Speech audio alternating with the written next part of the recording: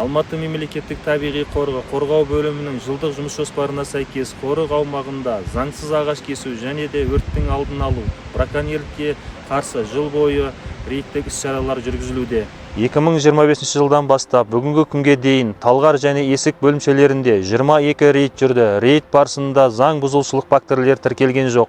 Рейд кезінде біз бірнеше маңызды жұмыстарды атқарамыз. Мысалы, қорық аумағын тексеру, заңсыз аңшылық, браконьерлік фактілерді анықтау, өсімдіктер мен жануарларға зиян келтіру әрекеттерін алдын алу жұмыстарын жүргіземіз. Егер рейд кезінде құқық бұзушылық фактілері анықталса, тиісті жазалар мен шаралар қабылданып құқық қорғау органдарына хабар береміз. Екінші гордон байланысқа. Екінші гордон байланысқа.